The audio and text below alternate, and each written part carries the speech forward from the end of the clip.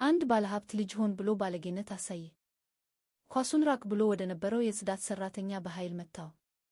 ሁሉም ሰው ደሃው ሰውዬ ተመታ ብለው ቢያስቡም ሰውየው ግን ኳሱን ያለምንም ጥረት ያዛት። ይህ ሰው ተራ ሰው አልነበረም። ከ3 ዓመት በፊት በቀኝ እግሩ ላይ በደረሰበት ጉዳት ምክንያት ተሰውሮ የነበረው የእግር ኳስ ዝነኛ ነበር። አሁን በአንድ ዝቅተኛ ቡድን ውስጥ እንደ ጽዳት ሰራተኛ እየሰራ ይገኛል። በዚያኑ ቀን የክለቡ ባለቤት ልጅ የጊንት ጭራ የተባለ አዲስ ዘዴ ሲለማመድ ነበር። የቡድን አጋሮቹ ይህ ዘዴ ለፍጻሜ ውድድር ያደርሰናል ብለው ሲያጨበጭቡ አጠገቡ የነበረው የጽዳት ሰራተኛ ግን በሁኔታው አዝኖ ነበር። በዘዴው ውስጥ ያለውን ትልቅ ስህተት ተመልክቶ እንዲህ ልምምድህን ከቀጠልክ እግርህን ታበላሻለህ ብሎ በደግነት አስጠነቀቀው።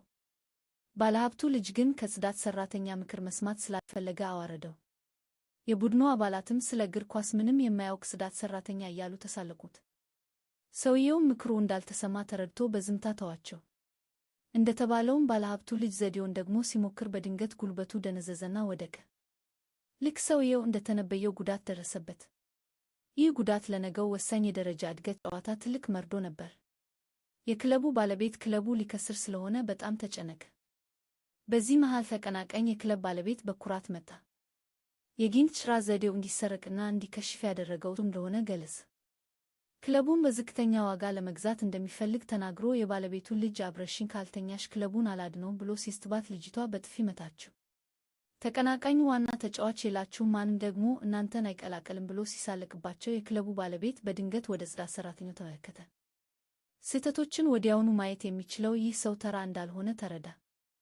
ገና ቡድን አለን፣ ነገም ተጫውተን ሻምፒዮናውን እናሸንፋለን አለ።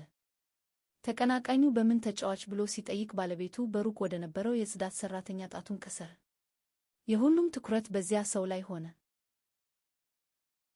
አሪፍ ተከታይ ያላቸውንና አክቲቭ የሆኑ የቲክቶክ አካውንቶችን መግዛትም ሆነ መሸጥ ከፈለጋችሁ ባዮ ላይ ባለው የቴሌግራም ሊንክ አውሩን ወይም ደውሉልኝ።